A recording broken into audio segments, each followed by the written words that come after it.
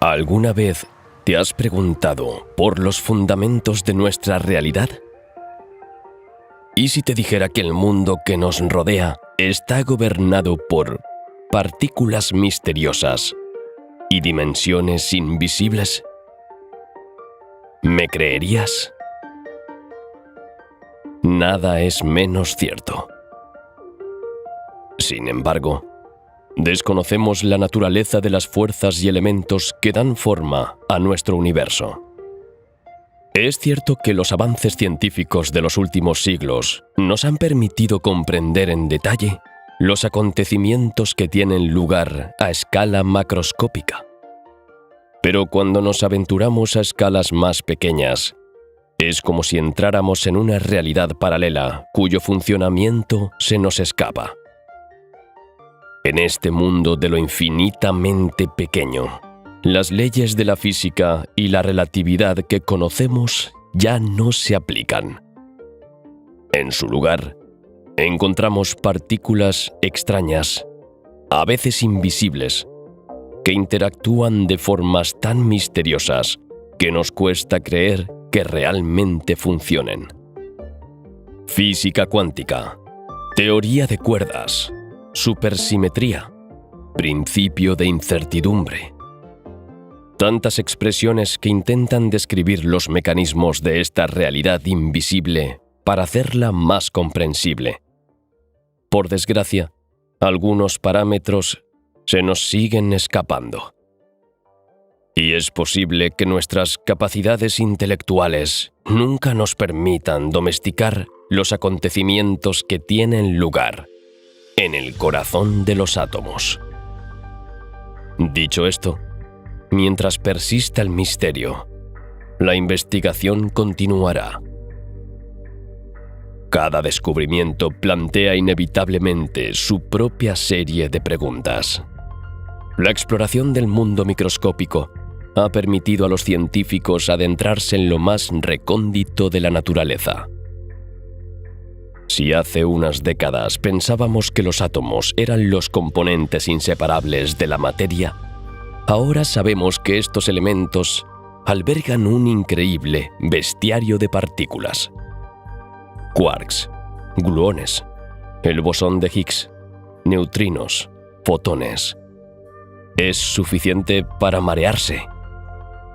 Decir que estos elementos son minúsculos es quedarse corto. Para entenderlo, comparemos escalas. Las observaciones del cosmos nos dicen que el diámetro del universo observable es de unos 93.000 millones de años luz. Hasta hace poco, el número de galaxias en el universo se estimaba entre 100.000 y 200.000 millones.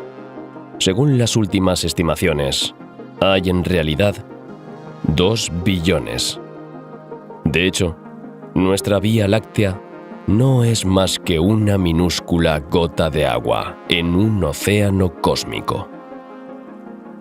Sin embargo, desde nuestra perspectiva, sus dimensiones son desmesuradas.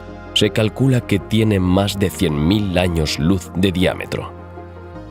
Es lo bastante grande como para albergar entre 200.000 y 400.000 millones de estrellas y probablemente más de 100.000 millones de planetas. Entre estas estrellas se encuentra nuestro Sol, con un radio de casi 700.000 kilómetros, es decir, unas 10 elevado a 9 veces el diámetro de la Tierra. Nuestro hermoso planeta azul, gigantesco a nuestros ojos, es en realidad invisible en este cosmos. Porque si el sistema solar fuera una ciudad de 20 kilómetros de diámetro, la Tierra sería poco más que una uva. Sin embargo, más de 8.000 millones de seres humanos viven en ella. Pero, una vez más, las apariencias engañan, porque los seres humanos están lejos de ocupar todo el espacio disponible en la Tierra.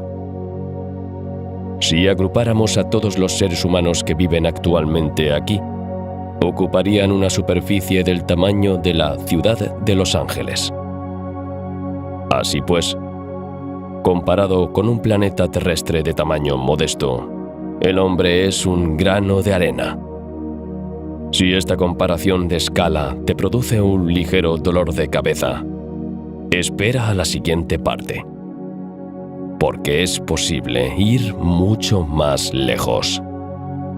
Cada ser humano, por microscópico que sea en comparación con el cosmos, está formado por unos 30.000 billones de células.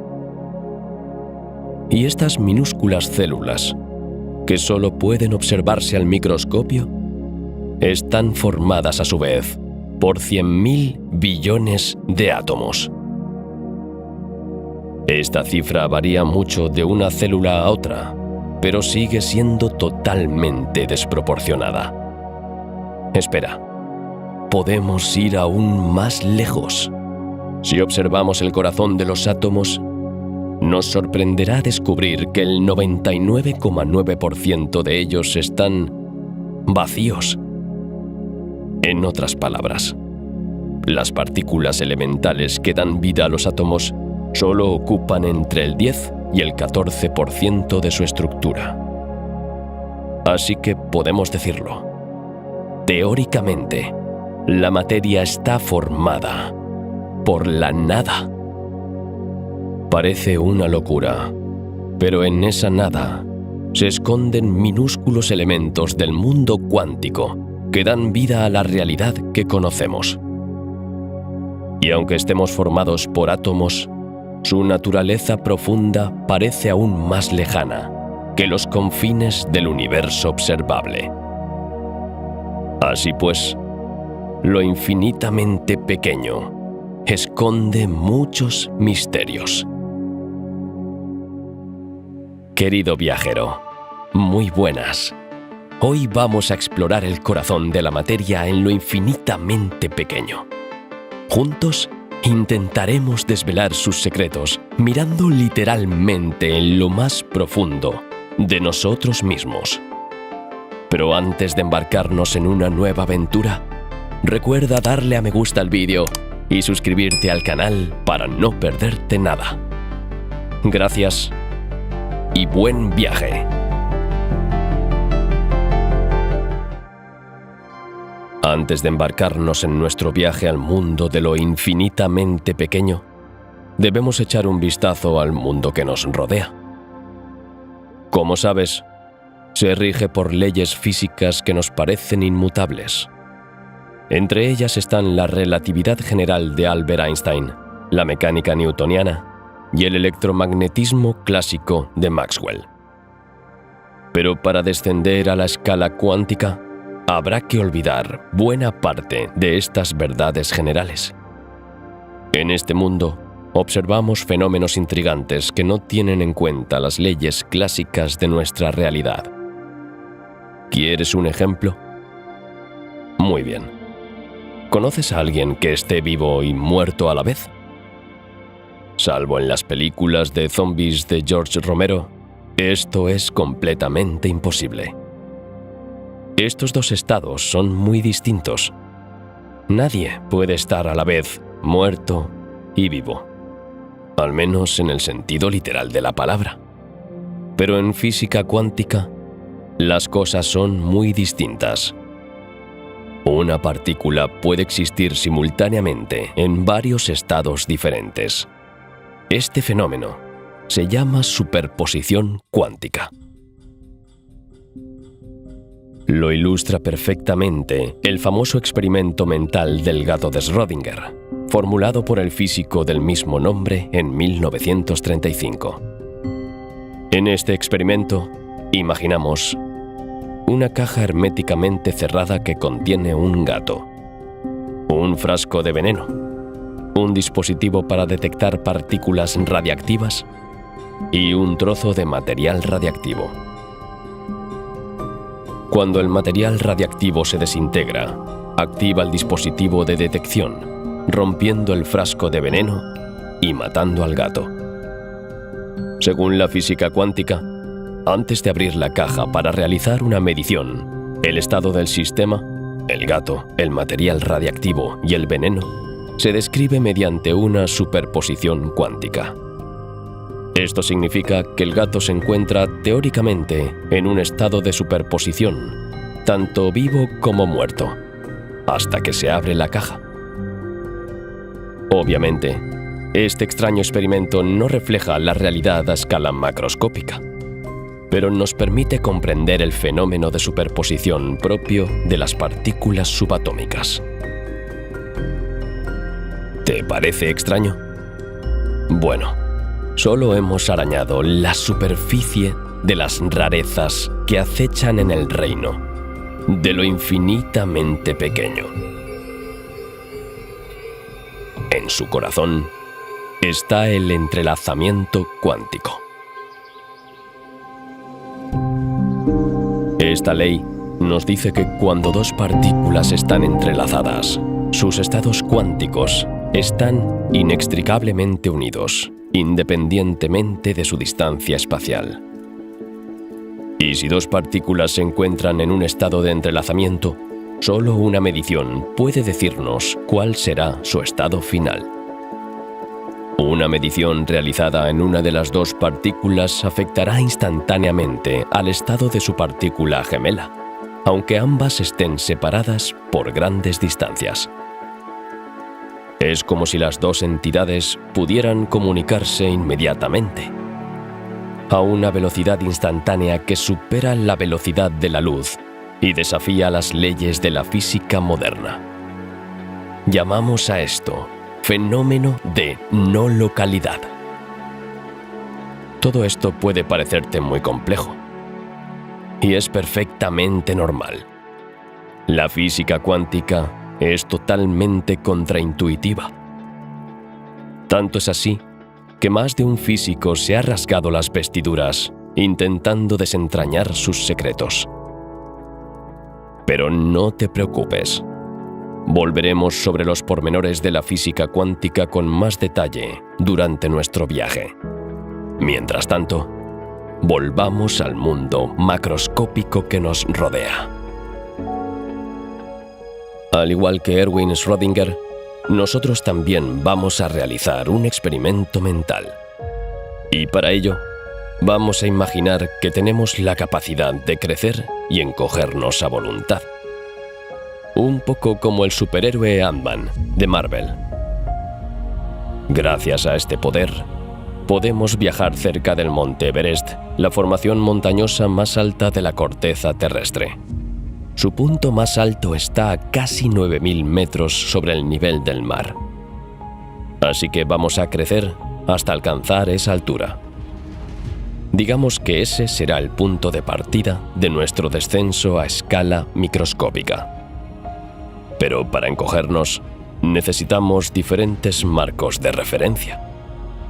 En este caso, después de la formación natural más alta, tiene sentido dirigirse a la construcción humana más grande.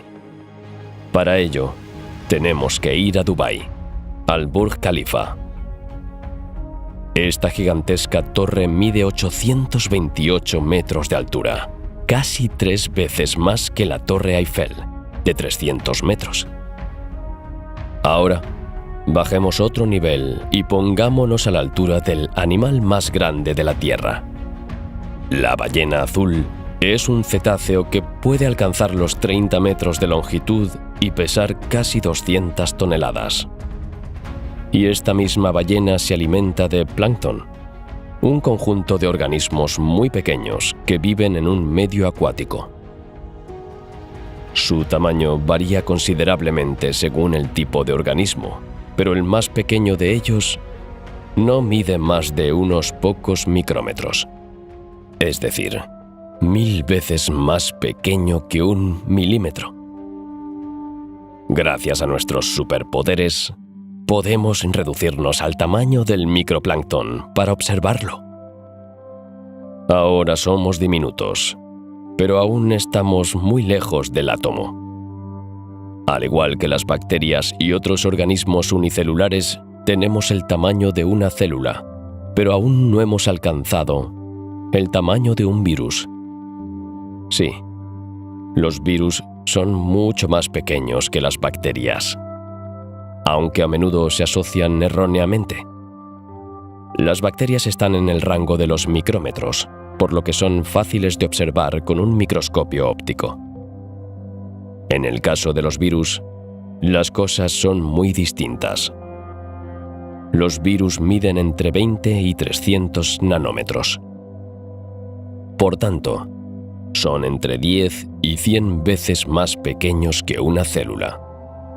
Pero no nos equivoquemos, porque este tamaño ridículamente pequeño los hace muy peligrosos. Estas entidades microscópicas están compuestas de material genético, como ADN o ARN. Por eso se dice que son parásitos intracelulares, ya que se reproducen dentro de las células huésped que infectan. Aunque no se consideran seres vivos, pueden replicarse y propagarse de forma independiente. Volvamos al mundo de lo infinitamente pequeño. Si tomamos el tamaño de los virus más pequeños, es decir, unos 20 nanómetros, seguimos siendo gigantes comparados con los bloques elementales que componen la materia, los famosos átomos. Su tamaño varía según el elemento de que se trate, pero en general son del orden de 10 a la menos 10 metros, es decir, 100 picómetros o 0,1 nanómetros. Esto es especialmente cierto en el caso del átomo de hidrógeno, formado por un solo protón y un electrón. Es 2 veces más pequeño que un átomo de carbono, cuyo diámetro es de unos 0,2 nanómetros. Dicho esto, hablar del diámetro de un átomo es una burda simplificación. En realidad, su tamaño viene determinado por la distribución de los electrones alrededor del núcleo atómico. La mayor parte de la masa de un átomo se concentra en su núcleo, que a su vez está formado por protones y neutrones.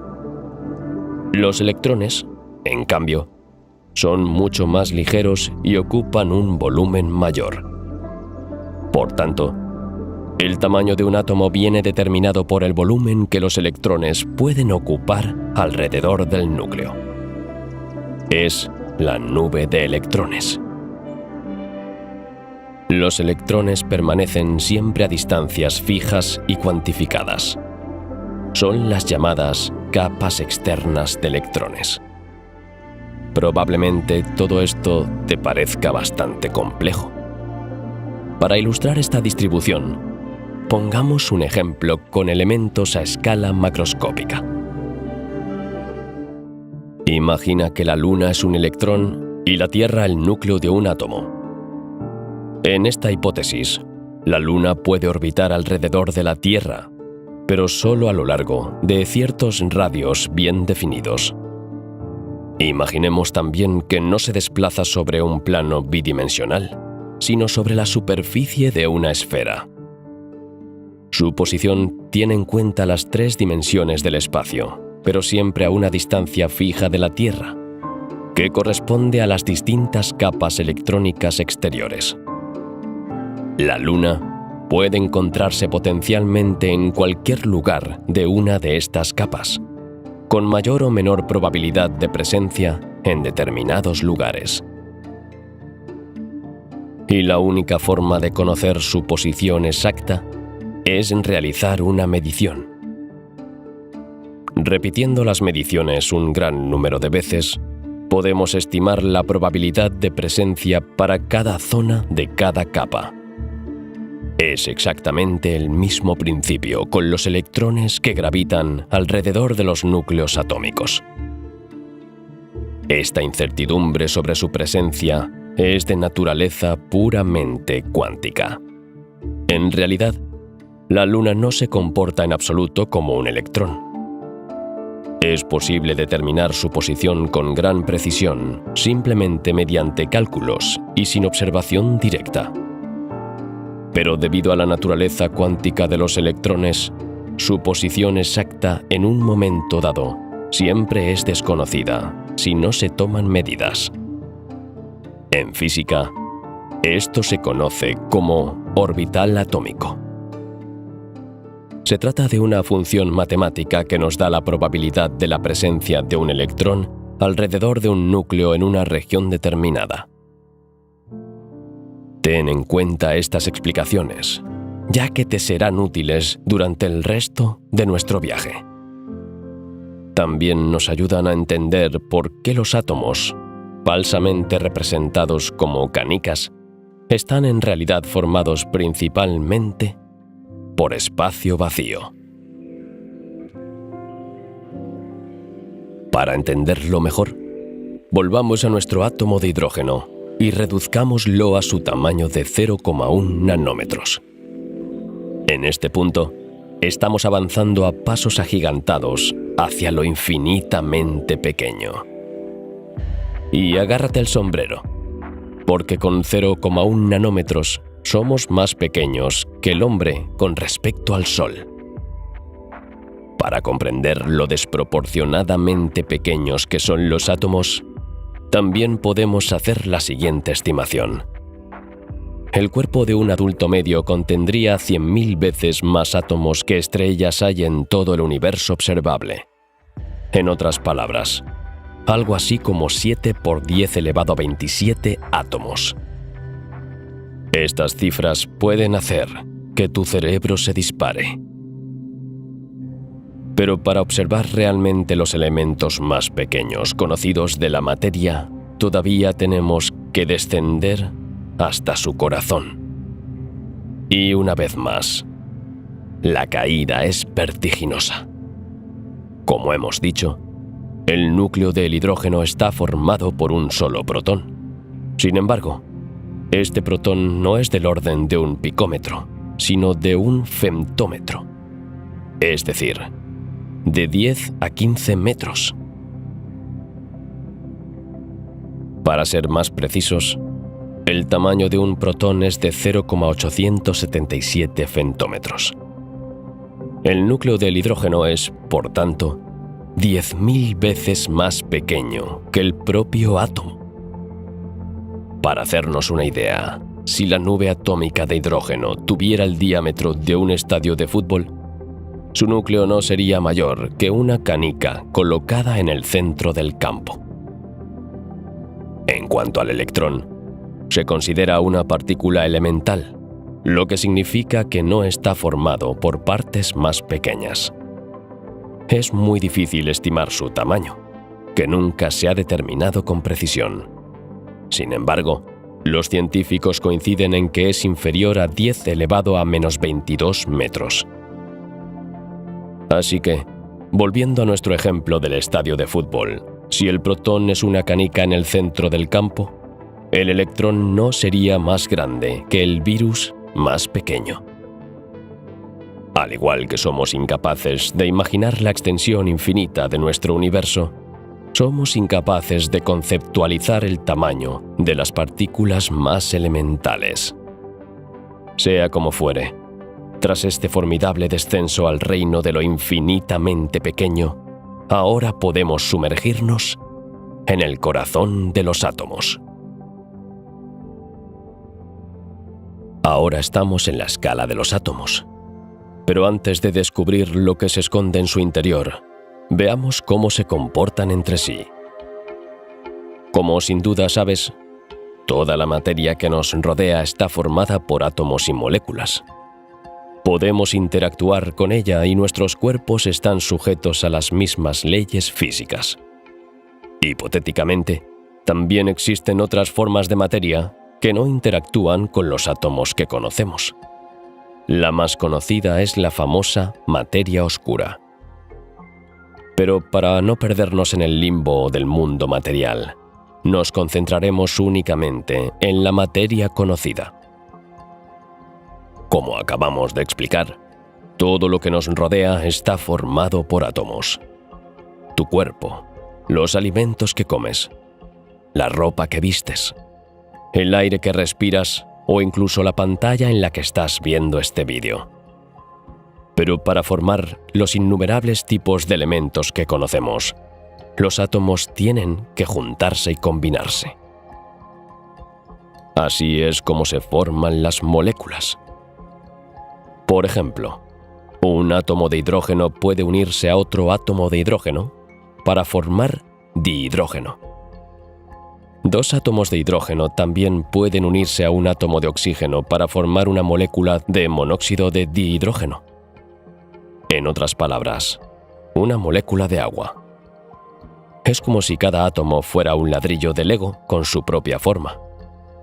Los ladrillos pueden ser ensamblados por ciertas fuerzas, deconstruidos por otras y reensamblados para crear un nuevo elemento. Este ciclo de creación y destrucción ocurre constantemente a nuestro alrededor.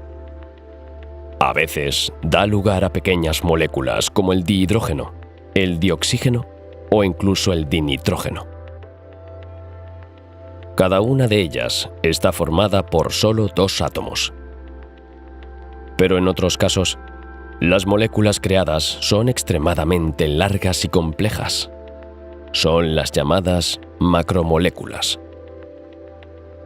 Es el caso de los polímeros, largas cadenas de moléculas con interesantes propiedades físicas. Hay polímeros naturales, como el almidón de los cereales o los ácidos nucleicos del ADN.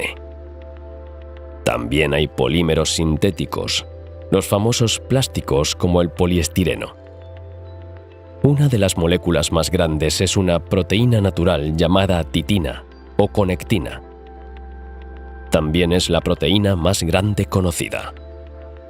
Desempeña un papel crucial en la estructura y la elasticidad de los músculos. Si quieres llamarla por su nombre científico, tendrás que ser valiente, porque su nombre se compone de más de 64.000 letras. En cuanto a su tamaño, puede medir varios micrómetros debido a los cerca de 30.000 aminoácidos que la componen.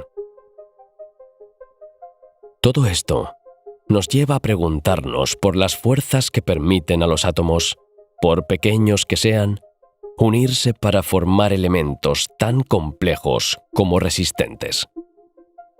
Ingenuamente, podríamos pensar en la gravedad.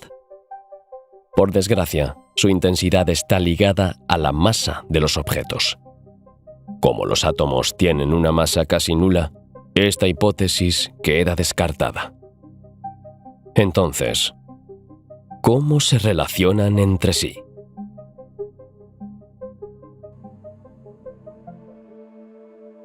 Bueno, para averiguarlo, vamos a tener que volver a nuestras clases de física y química. Empecemos por el enlace más conocido, el enlace covalente. En un enlace covalente, los átomos comparten uno o más pares de electrones para conseguir una configuración electrónica más estable. Los electrones compartidos crean una atracción mutua entre los núcleos de los átomos, manteniendo así el enlace. Dicho de forma más sencilla, es como si dos átomos pusieran en común sus recursos, en este caso electrones, para garantizar su estabilidad. Digamos que es un intercambio de cortesías, si se quiere. El enlace covalente es el enlace atómico más fuerte y extendido, pero también existen los llamados enlaces iónicos, que se basan en el mismo principio. En este caso, los átomos transfieren todos o parte de sus electrones para formar iones positivos y negativos. Un ión es simplemente un átomo que lleva una carga positiva o negativa, debido a la falta o exceso de electrones que gravitan a su alrededor.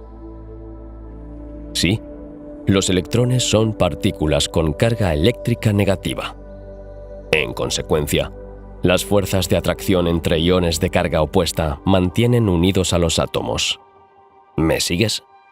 Creo que sí, porque hasta ahora no hemos abordado temas muy complejos. Sin embargo, cuando nuestro viaje nos lleve a los fenómenos cuánticos, es probable que las cosas se compliquen un poco más. Pero volvamos a los enlaces. Además de los enlaces iónicos y covalentes, también existen los enlaces metálicos. En este caso, los átomos liberan sus electrones, que se encuentran en la capa más alejada del núcleo. Se denomina capa de valencia. Los electrones así liberados giran entre los átomos metálicos y crean una atracción electrostática entre los iones cargados positivamente. Esto da lugar a las estructuras sólidas y maleables típicas de los metales. Es posible que también conozcas las fuerzas de Van der Waals. Estas se ejercen entre moléculas a corta distancia, pero su impacto es bastante débil en comparación con los enlaces anteriores. Se deben a fluctuaciones temporales en la distribución de las cargas eléctricas, lo que crea una atracción. Por último, están los enlaces de hidrógeno. Entran en juego cuando un átomo de hidrógeno se une a un elemento muy electronegativo. Es decir, un elemento capaz de atraer electrones hacia sí con mucha fuerza. Por ejemplo, el oxígeno, el nitrógeno o el flúor. En esta configuración, el átomo de hidrógeno desarrolla una ligera carga positiva porque su electrón es parcialmente capturado por otro átomo. Se forma así un enlace electrostático denominado enlace de hidrógeno. Estos enlaces son más fuertes que las fuerzas de Van der Waals y son responsables de muchos fenómenos biológicos y químicos.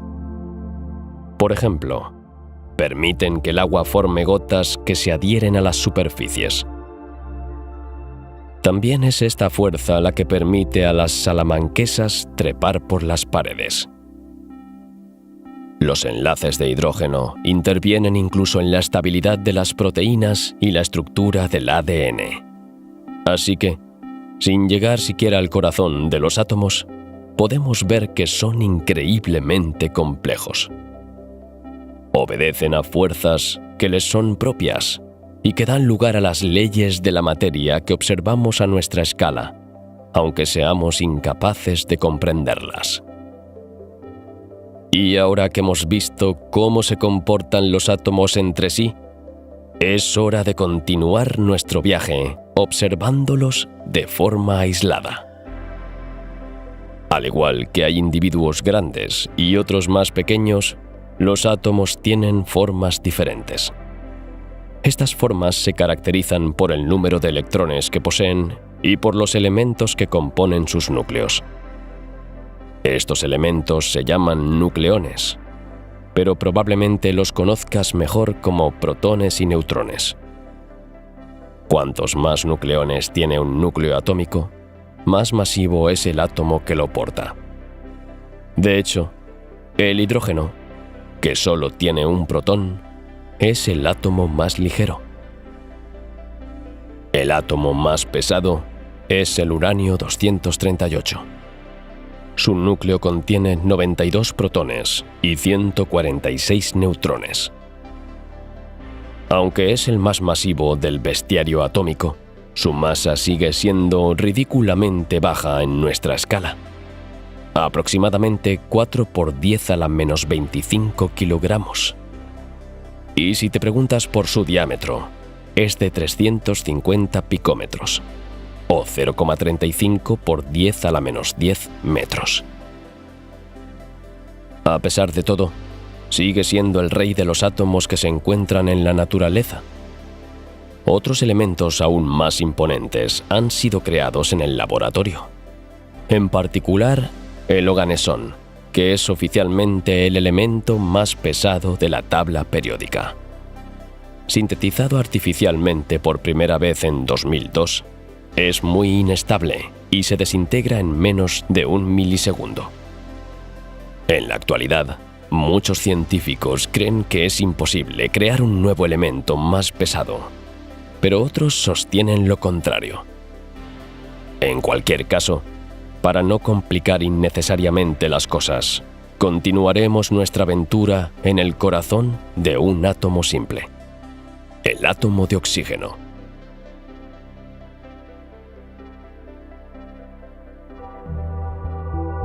El átomo de oxígeno contiene 16 nucleones, es decir, 8 protones y 8 neutrones. Alrededor de este núcleo duro gravitan 8 electrones. Estos forman lo que se conoce como nube periférica del átomo. Como los electrones son partículas cargadas negativamente, se sienten atraídos por los protones cargados positivamente, un poco como los polos norte y sur de un imán que se atraen. De hecho, esta atracción electrostática mantiene la integridad estructural del átomo en un perfecto equilibrio de cargas. Sí, aunque los átomos se unen mediante diversas fuerzas de cohesión, también actúan otras fuerzas para garantizar su estabilidad. Hagamos un poco de física elemental. En la actualidad, se estima que 4 fuerzas principales gobiernan nuestro universo. Son las llamadas interacciones fundamentales. A escala macroscópica, las 2 interacciones más importantes son la gravitación y el electromagnetismo. Pero en el centro de los átomos, otras fuerzas toman el relevo. Se trata de las interacciones nucleares fuerte y débil. La interacción fuerte mantiene unido el núcleo atómico. Esta fuerza extremadamente potente actúa entre los nucleones. Mantiene unidos a los protones a pesar de la repulsión electrostática debida a su carga positiva. Si volvemos al ejemplo de los imanes, seguro que ya has intentado pegar 2 imanes con los mismos polos, pero tienden a repelerse. En este caso, podemos hacer la siguiente analogía. Los imanes que se repelen son los protones, y tus manos que ejercen presión para pegarlos son la fuerza nuclear fuerte. Al igual que la gravitación la proporcionan las ondas gravitacionales, cuya existencia se ha demostrado recientemente, la fuerza nuclear fuerte la proporcionan unas extrañas partículas llamadas gluones. No te preocupes, volveremos sobre este tema en la próxima parte de nuestra odisea atómica. En cuanto a las fuerzas nucleares débiles, actúan entre los leptones y los quarks. En términos sencillos, los leptones son simplemente partículas subatómicas elementales como los electrones, y los quarks son los elementos que forman los protones y los neutrones. Las fuerzas nucleares débiles son responsables de ciertos tipos de desintegración radiactiva, en la que una partícula se transforma en otra. Estas están mediadas por otros elementos subatómicos llamados bosones. Una vez más, explicaremos todo esto con más detalle. Al centrarnos en las fuerzas que mantienen la organización interna de los átomos, estamos empezando a arañar lentamente su superficie. Esta excavación microscópica nos permite descubrir muchas más de las extrañas partículas antes mencionadas. Ahora es el momento de continuar nuestra exploración y conocer a las partículas subatómicas. Un formidable bestiario de pequeños y misteriosos elementos que, sin embargo, están en el origen de la realidad en la que vivimos. Repasemos nuestro viaje hasta ahora. Nuestro universo observable tiene una extensión de unos 93.000 millones de años luz. Dentro de esta inmensidad cósmica hay galaxias que se agrupan. Las galaxias, que suelen tener unos 100.000 años luz de diámetro, contienen una increíble cantidad de estrellas, gas estelar y polvo. Estas estrellas y sus millones de kilómetros de diámetro suelen capturar planetas en sus órbitas. Y sabemos con certeza que uno de ellos contiene vida: nuestro hermoso planeta azul. Todo lo que podemos ver a simple vista, desde los rascacielos más altos hasta los microchips más diminutos, está en la llamada escala macroscópica. El mundo microscópico es lo que solo puede verse a través de un microscopio, es decir, con dimensiones inferiores a 0,1 milímetros. Pero si descendemos más, como hemos hecho, vemos que los seres vivos están formados por células. Estas, a su vez, están formadas por ADN, a su vez compuesto por elementos más pequeños. Pero, ¿qué son las moléculas sino un conjunto de átomos? ¿Y qué son los átomos sino una burbuja de vacío en la que los electrones, de naturaleza esquiva, se mueven alrededor de un núcleo de nucleones? Todo ello regido por interacciones nucleares fundamentales, fuertes y débiles. Este descenso al mundo de lo infinitamente minúsculo es ya increíblemente vertiginoso. Y sin embargo, es posible ir aún más lejos. Sí, incluso más lejos que si fuéramos hasta el borde mismo del universo observable.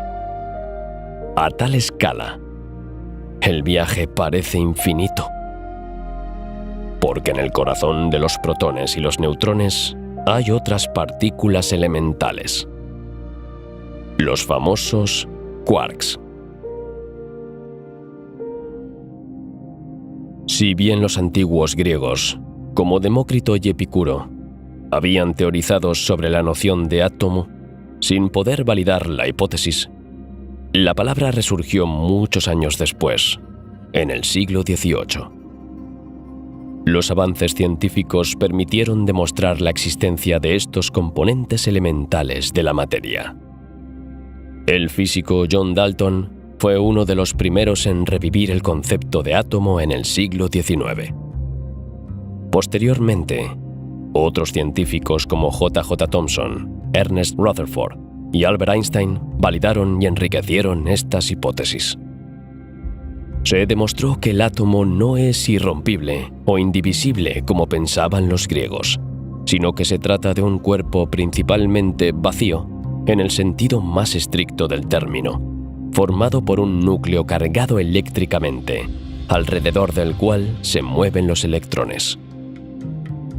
Einstein también demostró la dualidad onda-corpúsculo de ciertas partículas como los fotones, sentando las bases de la física cuántica.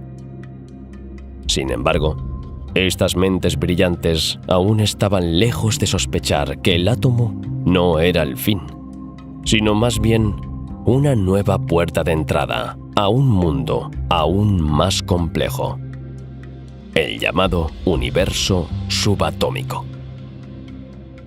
Y su principal ocupante no es otro que el quark, que ya hemos mencionado antes.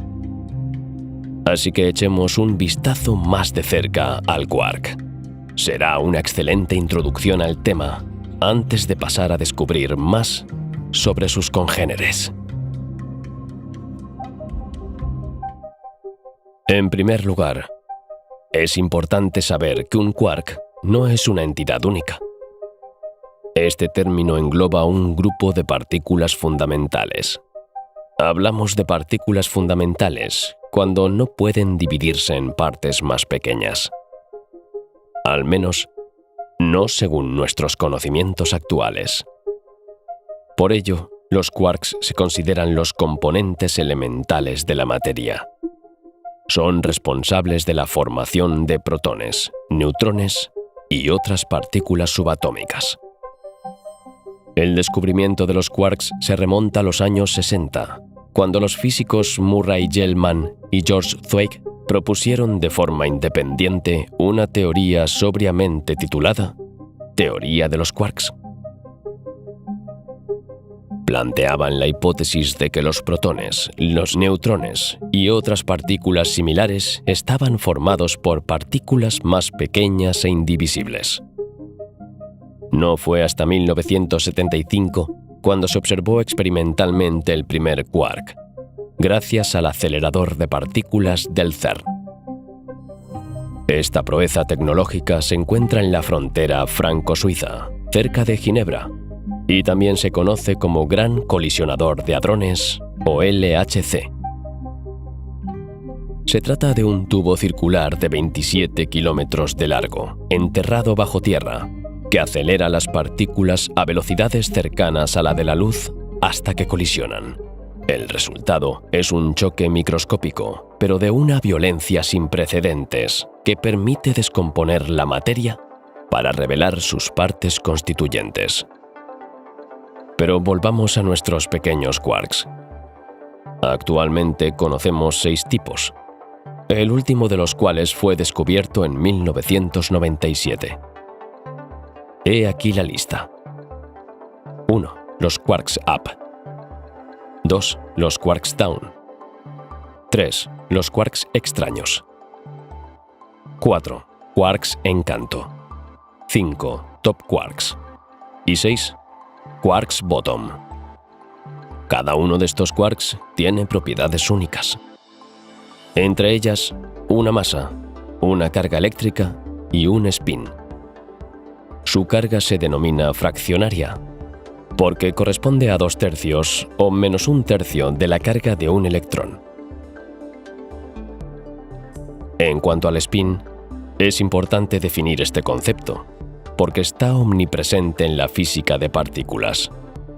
Es una propiedad cuántica que indica cómo interactúa una partícula con sus semejantes y con los campos magnéticos. Puede considerarse como una especie de enrotación interna de las partículas. Por poner un ejemplo concreto, consideremos el movimiento de la Tierra alrededor del Sol. Nuestro planeta gira a su alrededor, se desplaza en una órbita con cierta velocidad. Esto corresponde a su momento. Pero la Tierra también gira sobre sí misma. La cantidad asociada a su rotación se denomina momento angular. En física cuántica, las nociones de velocidad y posición dejan de tener sentido. Esto se conoce como principio de incertidumbre, pero volveremos sobre ello más adelante. Sin embargo, el momento angular conserva cierta relevancia, aunque de forma más abstracta. El spin es, por tanto, el equivalente del momento angular, pero a escala cuántica. Por ejemplo, el electrón tiene un spin de 1/2. Esto significa que puede existir en 2 direcciones. El electrón tiene un spin de 1/2. Esto significa que puede existir en 2 direcciones. Esto significa que puede existir en 2 estados diferentes, spin arriba y spin abajo. Es un poco como si tuviera 2 tipos posibles de rotación interna, y solo 2. Podemos imaginar estos 2 estados como flechas que apuntan en direcciones opuestas. La importancia del spin radica en que determina cómo interactúan los electrones entre sí y con otras partículas. Por ejemplo, en la magnetización de un material, los electrones con espines alineados en la misma dirección contribuyen a crear un campo magnético global. El spin es un concepto complejo, pero recordemos que describe una propiedad fundamental de las partículas. Desempeña un papel crucial en diversos fenómenos cuánticos que se reflejan a escala macroscópica. Hasta aquí, las propiedades físicas. Ahora presta mucha atención, porque las cosas se complican. Juntos, los 6 tipos de quark forman una gran familia de partículas elementales, los hadrones. Dentro de esta familia hay 2 clases de partículas. En primer lugar, están los bariones, formados por un sistema indisociable de 3 quarks como los protones y los neutrones. Por eso la materia clásica que nos rodea se llama materia bariónica. Luego están los mesones. Estos están formados por un extraño sistema compuesto por un número par de quarks y antiquarks. Todos los quarks conocidos pertenecen a una de estas 2 clases. Es imposible encontrar un quark aislado en su estado natural, como sería el caso de un electrón, por ejemplo. Por lo tanto, los quarks siempre forman combinaciones llamadas hadrones. Esta propiedad tan especial se conoce como confinamiento de quarks en hadrones, un nombre que tiene el mérito de ser claro. Antes hemos hablado de la interacción fuerte que mantiene unidos a los protones en los núcleos de los átomos. Pero en realidad, esta interacción afecta a los propios quarks. De hecho, los quarks de un solo protón o neutrón permanecen soldados para formar hadrones porque intercambian bosones constantemente. Un consejo: toma nota si no quieres perder el hilo de la historia. El término bosón también engloba un grupo de partículas. Estas partículas actúan como vectores para garantizar la transmisión de las 4 grandes fuerzas universales: gravitación, el electromagnetismo, la interacción nuclear fuerte y la interacción nuclear débil. Los bosones responsables de la interacción fuerte se denominan gluones. Este término les va muy bien porque, como el pegamento, ayudan a los componentes elementales de la materia a mantenerse unidos. No te preocupes, muy pronto volveremos a hablar de los bosones responsables de las otras 3 interacciones. A cada instante, los bosones del corazón de la materia intercambian gluones. Este intercambio se produce dentro de los propios nucleones para garantizar la cohesión de los hadrones, pero también entre los nucleones de un mismo núcleo atómico para mantenerlos soldados entre sí. A distancias muy cortas, como ocurre a nivel subatómico, la interacción fuerte es más intensa que el electromagnetismo. Como resultado, a pesar de que sus cargas eléctricas se repelen, los protones permanecen agrupados. Esta interacción es tan poderosa que, en teoría, se necesitaría una fuerza infinita para romper un tríptico de quarks como los que forman el núcleo de los nucleones. Esto explica por qué no se encuentra ningún quark individual. En la actualidad, los quarks se consideran la subdivisión definitiva de la materia. Sin embargo, esta afirmación es problemática porque limita muchas teorías que intentan resolver los misterios de la física cuántica. La más popular es la teoría de cuerdas. Pero, una vez más, tendremos tiempo de volver sobre esto con más detalle dentro de unos momentos. Después de los quarks, y más en general de los hadrones, la otra gran familia de partículas subatómicas son los leptones. A este grupo pertenecen los famosos electrones. Pero, como era de esperar, también hay diferentes clases de leptones. En primer lugar, están los leptones electrónicos o electrones. Luego están los leptones muónicos o muones. Y por último, está el leptón tau. Cada uno de estos 3 leptones está asociado a un neutrino, otra partícula elemental con masa casi nula y carga eléctrica neutra. Los leptones tienen, por tanto, un total de 6 partículas. 1. El electrón. 2. El muón. 3. La partícula tau, también llamada tauón. Y 4. Los 3 neutrinos específicos de cada una de estas entidades. Los leptones también son partículas estables. Interactúan principalmente a través de las fuerzas electromagnética y débil. No están sometidos a la fuerza nuclear fuerte, responsable de la cohesión de los núcleos atómicos. Además, los leptones, al igual que los quarks, solo tienen 2 tipos de carga, 0 o -1. Debido a sus propiedades de carga y masa, los leptones desempeñan un papel crucial en las reacciones nucleares y las desintegraciones radiactivas. Están en el origen de los procesos de creación y aniquilación de partículas. También son de gran importancia para comprender las interacciones fundamentales en el universo. Por ejemplo, recientemente se ha reconocido el papel de los neutrinos en fenómenos astrofísicos como las supernovas, las estrellas de neutrones y los agujeros negros. también se estudian para comprender la expansión del universo. Hemos hablado de leptones y hadrones, pero también hemos empezado a hablar de otro tipo de partículas subatómicas, los bosones. Estos podrían describirse como los vectores encargados de transmitir las 4 grandes fuerzas universales a las demás partículas. Para ilustrarlo con una imagen, podríamos decir que los leptones y los hadrones son ladrillos, mientras que los bosones son cemento. Juntos, forman toda la materia que nos rodea y dan a nuestro universo las leyes estrictas que conocemos.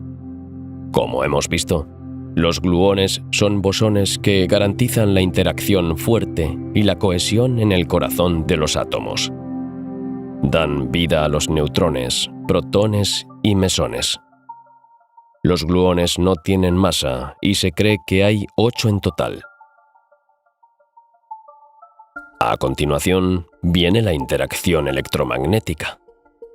Si sabes algo de física, ya sabrás que el vector de esta interacción no es otro que el fotón. A menudo denominados granos de luz, sería más exacto hablar de portadores de energía. Se producen por radiación o dispersión cuando un átomo recibe energía. Para volver a un estado más estable, el átomo emite a su vez fotones que transportan la energía y, por tanto, la luz. Sí, dependiendo de la energía de los fotones emitidos, los átomos irradiarán diferentes colores. Colores visibles, que van del violeta al rojo, pasando por el azul, el verde y el amarillo. Pero también colores invisibles. Ondas electromagnéticas en la gama infrarroja o ultravioleta. Los fotones también ayudan a estructurar los átomos. Los fotones unen los electrones al núcleo atómico. Por último, es importante señalar que los fotones tienen masa cero. No pueden desintegrarse en partículas más ligeras y, por tanto, son completamente estables. Después de los fotones y los gluones, vienen los bosones W positivo, W negativo y Z0. Estos permiten expresar la interacción débil. Tienen una masa muy elevada para las partículas subatómicas, por lo que su alcance es bastante limitado. Nótese que esta interacción afecta a todas las partículas de la materia, tanto a los leptones como a los hadrones. Por último, la gravitación es un caso especial. De las 4 grandes fuerzas, es efectivamente la más débil, pero también es la única con un alcance infinito. En cuanto al bosón portador de la gravedad, debería ser el gravitón. Desgraciadamente, nunca se ha observado. Por otro lado, ahora sabemos que las ondas gravitacionales existen. Fueron detectadas por primera vez en 2015 por las colaboraciones LIGO y Virgo, tras la colisión lejana de 2 agujeros negros masivos. Exactamente 100 años después de que fueran predichas por el genial Albert Einstein y su teoría de la relatividad general. Sin embargo, la cuestión del gravitón sigue abierta. Para resumirlo claramente, las partículas elementales de la materia se transfieren cantidades discretas de energía intercambiando bosones, y cada fuerza fundamental tiene su bosón correspondiente. Es decir, si aceptamos la existencia del misterioso gravitón, toda esta clasificación de partículas de materia, fuerzas y partículas portadoras se organiza bajo un modelo cuyo nombre quizá te resulte familiar. Se trata del modelo estándar de la física de partículas. Para organizar sus descubrimientos y clasificar los distintos elementos subatómicos, los físicos de partículas han desarrollado una teoría que lo agrupa todo. Es lo que se conoce como modelo estándar de la física de partículas, o simplemente modelo estándar. Esta teoría fundamental describe las partículas elementales y las fuerzas que las gobiernan. Se desarrolló en los años 70, con el objetivo de organizar los constituyentes fundamentales de la materia y las interacciones entre ellos. El modelo se basa en el principio de simetría y en los trabajos anteriores de muchos científicos, como James Clerk Maxwell, Albert Einstein, Niels Bohr y otros. Con el tiempo, una serie de descubrimientos, como los relativos a los distintos quarks y neutrinos, han reforzado la credibilidad de este modelo. El modelo estándar incluye todos los quarks y leptones, conocidos como fermiones, así como los bosones responsables de las interacciones fundamentales. Se basa, pues, en el tríptico partículas, fuerza y mediadores.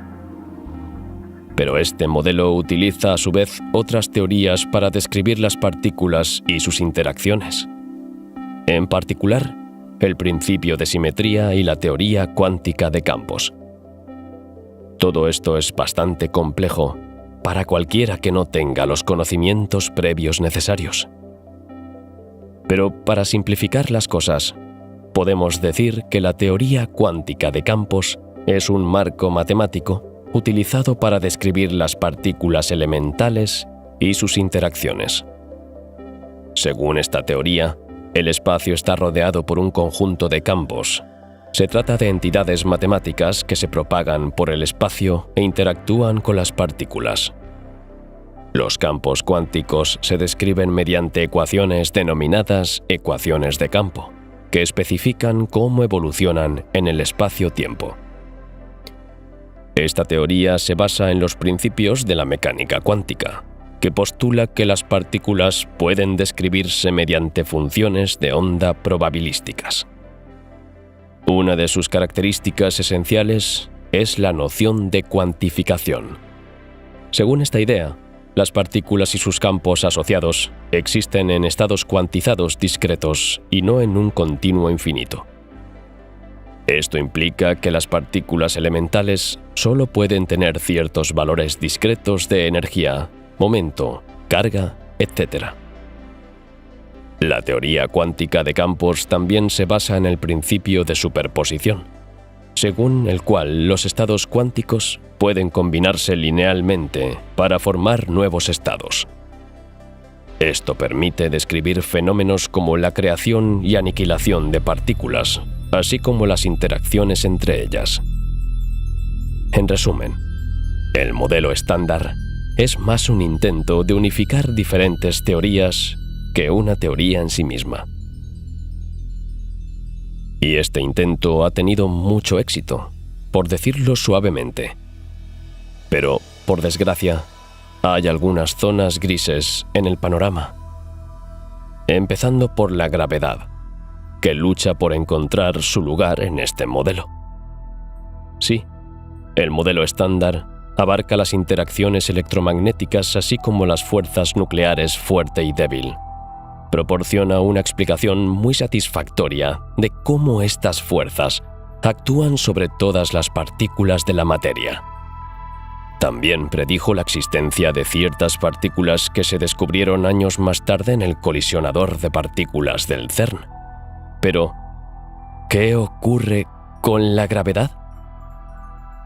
Se trata de una cuestión crucial, porque a día de hoy no está incluida en el modelo estándar, y el descubrimiento de los famosos gravitones está aún muy lejos.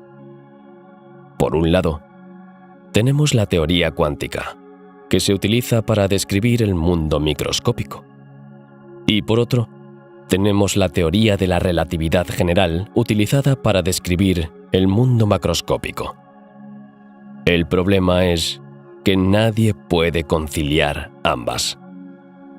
A primera vista, se podría pensar que no es gran cosa, porque basta con utilizar la física cuántica para lo infinitamente pequeño y pasar a la relatividad general para los fenómenos macroscópicos. Pero en este caso, ¿dónde está el límite? ¿Cuándo hay que cambiar? ¿Existe una distancia umbral a partir de la cual se pasa instantáneamente de la física cuántica a la relatividad? La unificación de estas dos teorías, conocida como la teoría del todo, podría resolver algunos de los enigmas que acosan a los científicos.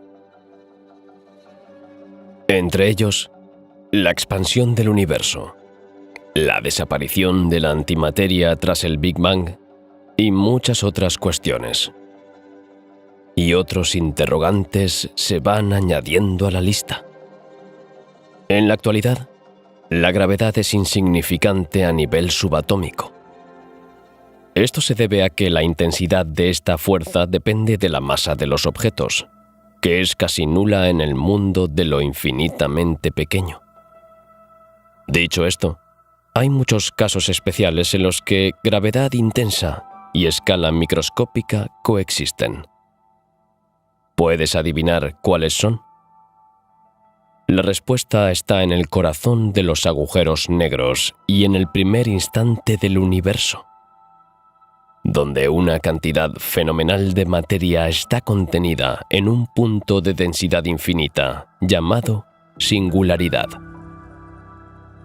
Así pues, añadir la gravitación al modelo de la física cuántica nos permitiría desvelar los secretos del corazón de los agujeros negros y el origen del Big Bang. Además, sabemos que existen 3 grupos, o más bien 3 generaciones, como dicen los científicos, de quarks y leptones con masas totalmente diferentes. Entonces, ¿cómo explicar la amplitud de esta escala de masas? Por no hablar del hecho de que el modelo estándar no describe perfectamente la oscilación de los neutrinos ni su masa. Los investigadores sienten instintivamente que les falta un parámetro. Falta un dato. Falta una pieza del rompecabezas. Y es probable que los límites de la comprensión humana nunca nos permitan llegar a una teoría del todo. La última fantasía de todo físico. Una teoría que reúna todas las demás y describa todos los fenómenos físicos a cualquier escala. Conceptos interesantes como la supersimetría, la teoría de cuerdas y la gravedad cuántica de bucles intentan ampliar el modelo estándar para resolver estas cuestiones. Pero no se ha hecho nada. Seguimos esperando el famoso Eureka, que nos libere por fin del peso de estas preguntas. Lo cierto es que el modelo estándar parece acercarse cada vez más a la realidad. Si los descubrimientos de los agujeros negros y de las ondas gravitacionales fueron argumentos de peso a favor de la relatividad de Einstein, otro descubrimiento reciente ha venido a apoyar el modelo estándar. Se trata del famoso bosón de Higgs. En 2012, los investigadores del CERN hicieron un descubrimiento sensacional utilizando su acelerador de partículas. Utilizaron su máquina para acelerar protones hasta energías muy altas y luego los hicieron colisionar.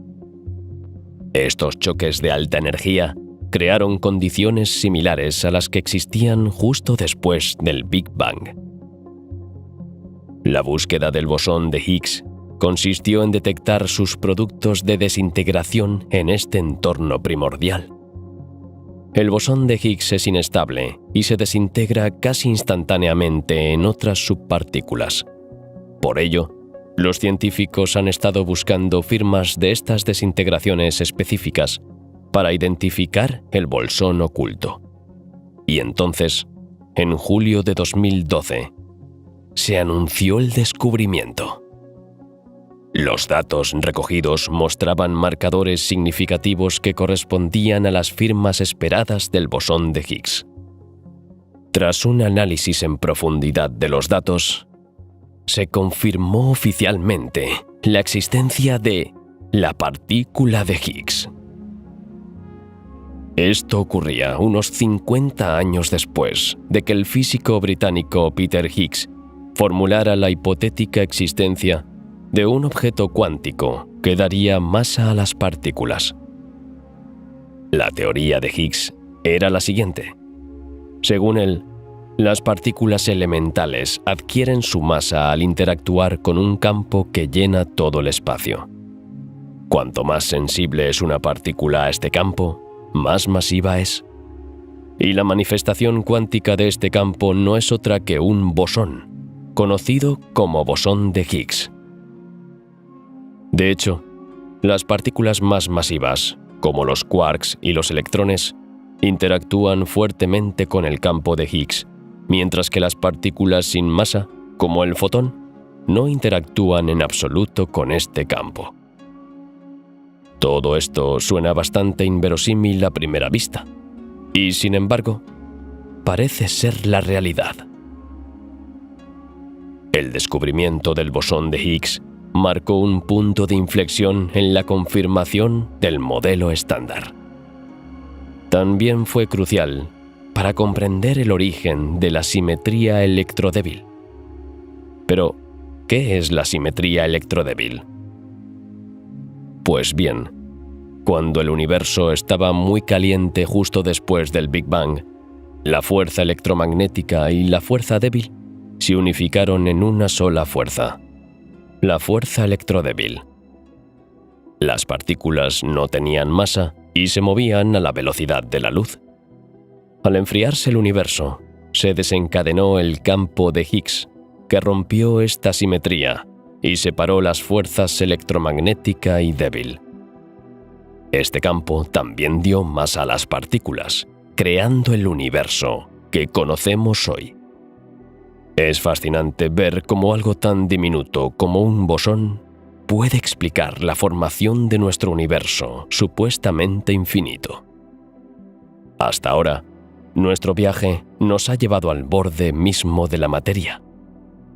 Partiendo de nuestra propia escala, hemos descendido para observar las partículas más pequeñas conocidas que componen nuestro mundo y ordenan las leyes físicas de nuestro universo. También hemos visto cómo los científicos han desvelado los secretos del átomo y las teorías que han utilizado para organizar sus descubrimientos. Sin embargo, hemos dicho muy poco sobre el comportamiento de las partículas subatómicas en su entorno. Sí, obedecen a sus propias leyes. Códigos que trastornan nuestras creencias y ponen a prueba los límites de nuestra comprensión. Así que es hora de pasar a la etapa final de nuestra odisea microscópica. Pero atención, para continuar la aventura, tendrás que dejar de lado tus creencias y convicciones sobre los límites de lo posible. Tendrás que estar preparado para cuestionarte a ti mismo y aceptar tu incapacidad para captar la naturaleza profunda de lo infinitamente pequeño. Como habrás deducido, estamos a punto de entrar en una dimensión tan extraña como fascinante: el mundo cuántico. Probablemente ya hayas oído hablar de la física cuántica. Puede que incluso estés vagamente familiarizado con algunos de sus conceptos más populares, como el entrelazamiento, el principio de incertidumbre de Heisenberg o la de coherencia cuántica. Sin embargo, es poco probable que entiendas realmente cómo funciona. Y con razón. Hasta los más grandes científicos tienen dudas sobre esta misteriosa rama de la física de partículas. No vamos a intentar descifrar aquí todos sus misterios.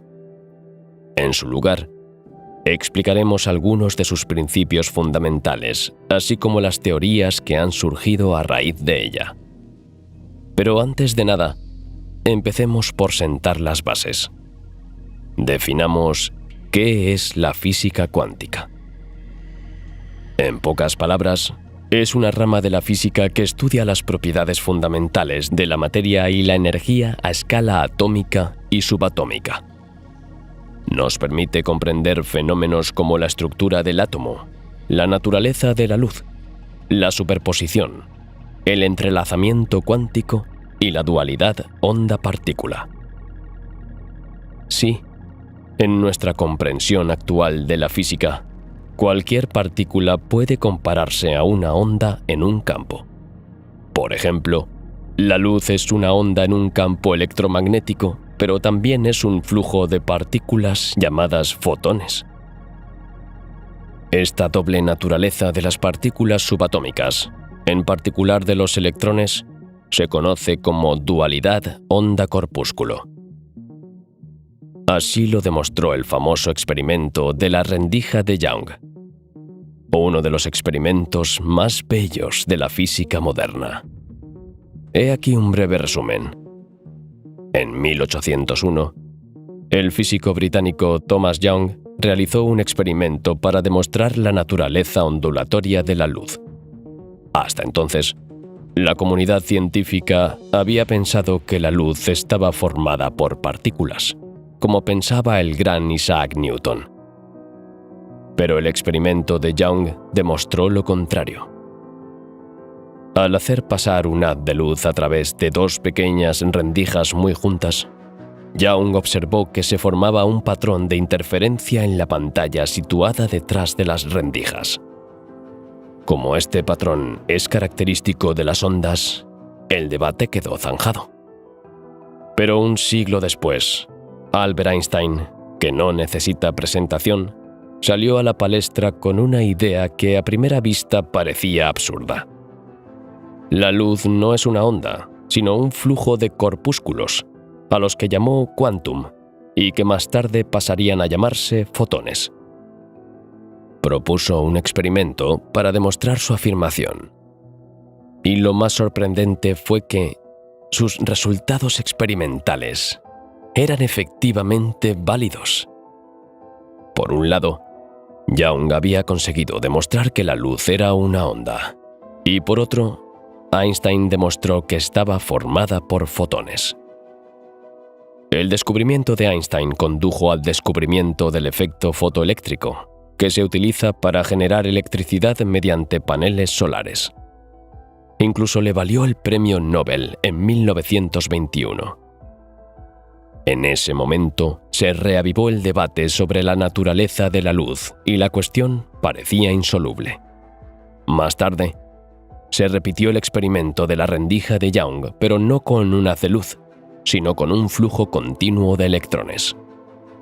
Como los electrones son partículas, deberían haber formado dos puntos muy distintos al pasar por las dos rendijas. Pero el resultado del experimento dejó a todos boquiabiertos. Efectivamente, los fotones formaban puntos en la pantalla como lo harían las partículas, pero todos esos puntos juntos formaban el patrón típico de las ondas, un patrón de interferencia. Sí, en lugar de formar solo dos haces distintos, observamos una serie de interferencias luminosas en la pantalla, similares a bandas que alternan entre zonas claras y oscuras. La conclusión era clara. Para formar este patrón, cada electrón debía pasar por ambas rendijas al mismo tiempo. De lo contrario, la interferencia es imposible. Sin embargo, cuando se interceptan en la pantalla, los electrones forman un punto característico de una partícula. A continuación, los científicos midieron los electrones a medida que pasaban entre las rendijas. Y hubo otra sorpresa. Si se intenta observar a los electrones en este punto preciso, los patrones de interferencia desaparecen y los electrones se comportan como simples partículas, pasando por una u otra de las dos rendijas. Este fenómeno completamente alucinante fue una de las piedras angulares del desarrollo de la física cuántica. Ahora sabemos que ciertas partículas, como los fotones y los electrones, son a la vez ondas y partículas. Pero también sabemos que las mediciones experimentales fuerzan, entre comillas, a los objetos cuánticos a adoptar uno de estos dos estados. Y esta es solo una de las locas propiedades de las partículas cuánticas. ¿Quieres saber más? De acuerdo, pero agárrate, porque podrías perder el equilibrio ante la complejidad de estos conceptos. Un ejemplo es el principio de incertidumbre de Heisenberg. Fue formulado por el físico del mismo nombre en 1927. Es uno de los conceptos fundamentales de la física cuántica. Nos dice que existe un límite fundamental a la precisión con la que podemos medir simultáneamente ciertos pares de magnitudes físicas complementarias, como la posición y el momento de una partícula, por ejemplo. En otras palabras, cuanto más precisos intentamos ser al medir la posición de una partícula cuántica, como un electrón, más precisión perdemos al medir su momento. A escala macroscópica, esta cuestión no se plantea. Somos perfectamente capaces de conocer la posición, el momento y la velocidad de un cuerpo celeste en un momento dado. Es importante comprender que esta incertidumbre no se debe en absoluto a la precisión de nuestros instrumentos de medida. Es más bien como si la propia naturaleza pusiera barreras para impedirnos penetrar en sus misterios. Es casi como si las leyes de la física estuvieran diseñadas para impedirnos comprender toda su complejidad. Esto plantea una serie de preguntas. ¿Es voluntaria esta limitación? ¿Existe una entidad superior que obstaculiza y limita deliberadamente nuestra comprensión del mundo? ¿Estamos obligados a evolucionar para descubrir los secretos de la materia? ¿Es una forma de que un observador omnipotente y omnisciente ponga a prueba nuestros límites? En realidad, no importa. No está en la naturaleza del hombre desanimarse ante las grandes preguntas existenciales. Y mientras viva una mente inquisitiva, se seguirán buscando respuestas sin descanso. Después de todo, cosas que parecían inimaginables hace unos siglos están ahora en el corazón de nuestras sociedades. Y quién sabe qué descubrimientos nos esperan en las próximas décadas. El hecho es que el mundo cuántico se nos resiste, para bien o para mal. A pesar de todo, empezamos a comprender sus diferentes matices. Dualidad onda-corpúsculo, principio de incertidumbre, superposición, entrelazamiento cuántico. El velo de la incomprensión sigue siendo espeso, pero se disipa poco a poco. Y estos descubrimientos también han dado lugar a un sinfín de teorías. Teorías que pretenden unificar las leyes del mundo cuántico con las del mundo macroscópico. Recordemos que el modelo estándar, aunque bastante prometedor, tiene algunas limitaciones. Y para llenar ese vacío, algunos teóricos se han devanado los sesos para dar con explicaciones alternativas más satisfactorias. La más famosa de todas, por supuesto, es la teoría de cuerdas. Aunque ningún experimento ha podido validar esta teoría, vamos a echarle un vistazo. La teoría de cuerdas es imprescindible para cualquiera que intente explorar los fundamentos de la materia. Pero a pesar de su celebridad, poca gente sabe realmente cuáles son las ideas que la sustentan. Veamos de qué se trata. En realidad, la teoría de cuerdas intenta desarrollar una descripción unificada del universo combinando la gravedad cuántica y las demás interacciones fundamentales de la física. Propone que las partículas elementales no son puntos sin estructura, sino entidades unidimensionales llamadas cuerdas. Sí, Cuerdas diminutas, sumergidas en lo más profundo de la materia, en el límite teórico de lo posible. Igual que el cero absoluto es la temperatura más baja que puede haber, también habría un límite más allá del cual sería imposible bajar más. La longitud de Planck.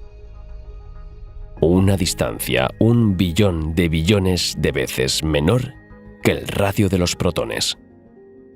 Es decir, unos 10 a la menos 35 metros. Y es a esa distancia, en las profundidades de lo infinitamente pequeño, donde se encontrarían las famosas cuerdas en el corazón de esta teoría. Según esta hipótesis, las cuerdas son objetos fundamentales que vibran a diferentes frecuencias y modos. Estos modos de vibración determinan las propiedades de las partículas que observamos, como su masa, su carga y su spin. Así, en lugar de tener un conjunto limitado de partículas elementales como neutrinos, electrones o quarks, la teoría de cuerdas sugiere que existe un único tipo de partículas: las cuerdas. Filamentos que vibran sobre sí mismos y que, a través de sus diferentes modos de vibración, dan lugar a la diversidad de partículas elementales que conocemos. E incluso aquellas que desconocemos, pero cuya existencia suponemos, como los gravitones. ¿Me sigues? Sí. La teoría de cuerdas también propone que la gravedad es una consecuencia natural de las interacciones entre cuerdas. Resumiendo mucho, considerar las partículas elementales como objetos unidimensionales y no como puntos adimensionales permite llegar a una cuantificación válida de la teoría de la relatividad. Así pues, la teoría de cuerdas resuelve el problema de la incompatibilidad entre la mecánica cuántica y la relatividad general, los dos pilares de la física moderna.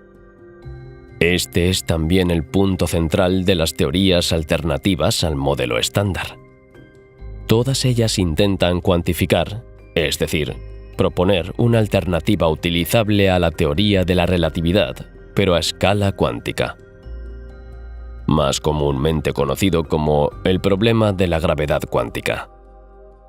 Se trata de una tarea muy difícil, porque las fuerzas de la gravedad a escala subatómica son tan débiles que casi no existen. En este sentido, la teoría de cuerdas nos ofrece la tentadora perspectiva de una teoría del todo, el famoso Eldorado de la física, capaz de describir la totalidad del universo, desde las partículas subatómicas hasta las estructuras cósmicas.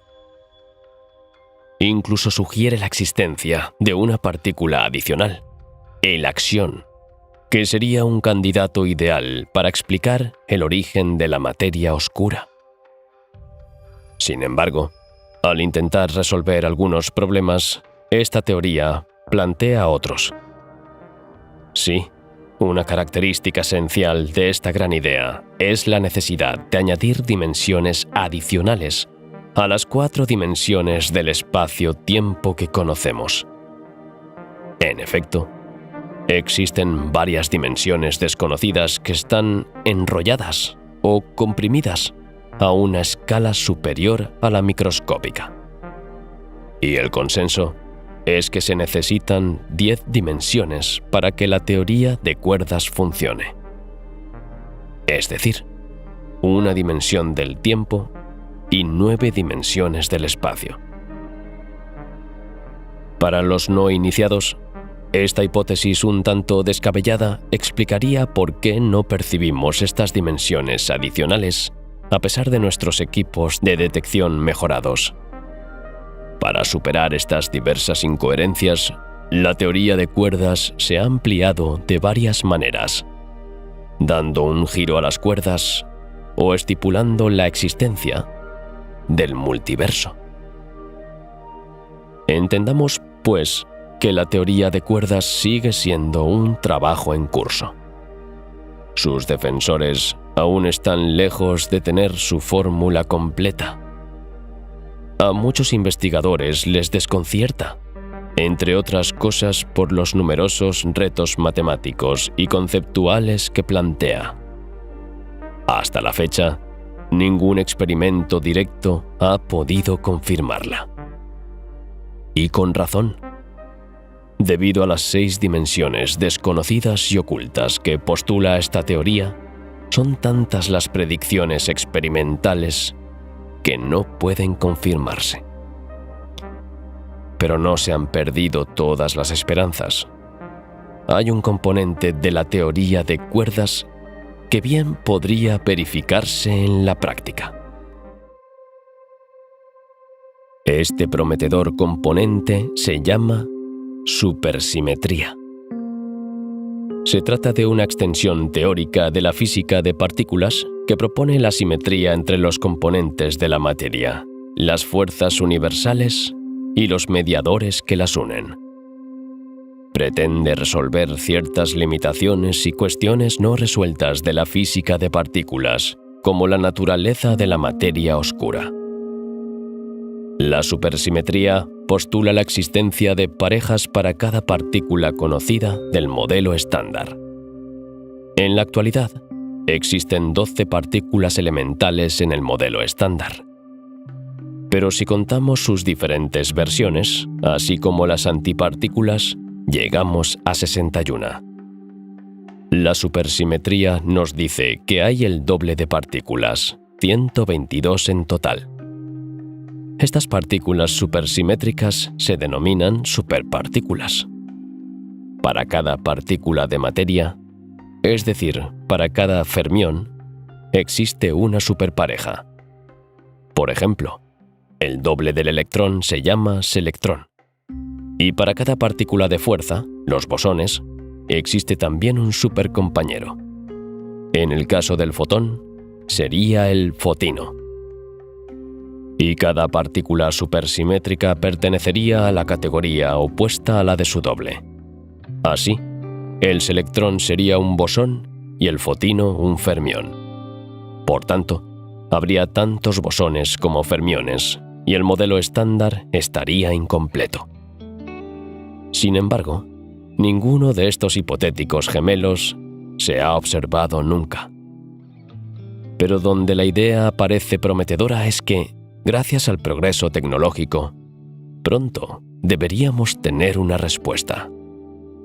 La creación de partículas supersimétricas requiere una energía teórica fenomenal, y el acelerador de partículas del CERN debería ser pronto capaz de producir energía suficiente para observar estos duplicados potenciales.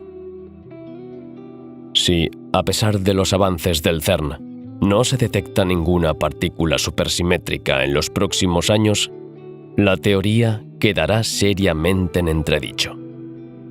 Y como consecuencia lógica, la propia teoría de cuerdas. Ahora es el momento de concluir nuestro viaje.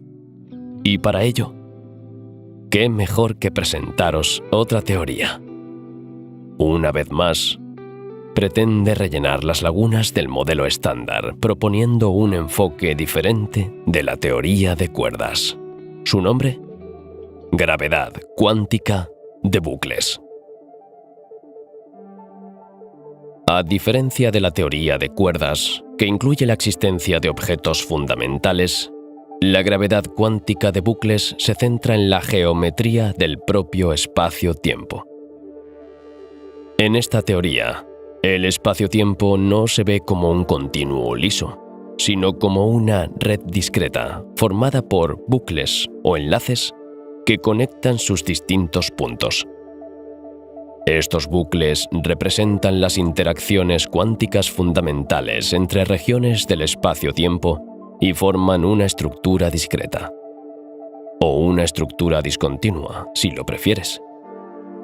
Para fomentar esta idea, utiliza conceptos de la teoría de grafos y las matemáticas cuánticas para describir estos bucles y su evolución en el tiempo. También se basa en una cuantificación del área y el volumen de las regiones del espacio-tiempo, Es como si el espacio-tiempo estuviera formado por ladrillos elementales, átomos del espacio-tiempo, por decirlo de forma más sencilla. Uno de los aspectos importantes de la gravedad cuántica de bucles es la noción de spin reticular. Pero, ¿qué significa esto exactamente? Bueno, hay que entender que cada bucle de la red lleva una cantidad cuantizada de momento angular o spin. Y esta cantidad representa las propiedades cuánticas asociadas a la geometría del espacio-tiempo. Esta visión del spin permite describir las propiedades gravitatorias del espacio-tiempo a escala microscópica. En efecto, la gravedad cuántica de bucles propone que las interacciones gravitatorias entre partículas se deben al intercambio de cantidades discretas de momento angular entre cada bucle. En resumen, esta hipótesis resuelve el problema de la gravedad cuántica.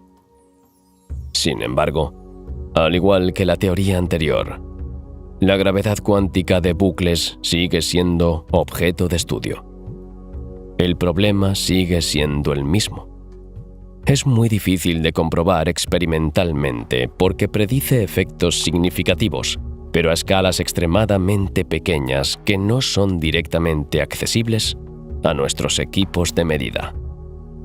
Una vez más, todo esto ocurre en la longitud de Planck, que es de 10 a la menos 35 metros, recuerda. Existen muchas otras teorías cuyo objetivo es asumir el mayor reto de la física moderna: la unificación de las 4 grandes fuerzas universales, a todas las escalas de tamaño. La teoría del todo. Pero, ¿llegaremos algún día a unificar lo infinitamente grande y lo infinitamente pequeño? ¿No estamos condenados por nuestra condición a permanecer ignorantes de la naturaleza profunda de la materia, de la que estamos compuestos y del universo que habitamos? Tal vez sí. Pero, ¿debemos rendirnos ante la magnitud de la tarea? Por supuesto que no. En la actualidad, miles de investigadores, físicos y científicos trabajan sin descanso para encontrar respuestas a las preguntas que les atormentan. Alentados por el creciente número de descubrimientos a lo largo de los años, sentimos en el fondo que las respuestas están cerca. Pero cada descubrimiento trae consigo una serie de preguntas. Después de todo, ¿no es ese el mayor secreto del universo? ¿No es su capacidad para ofrecernos enigmas cada vez más difíciles de resolver? ¿No nos revela nunca todas las claves para comprenderlo? Una fuente que alimentará nuestro asombro y nuestra curiosidad mientras vivamos.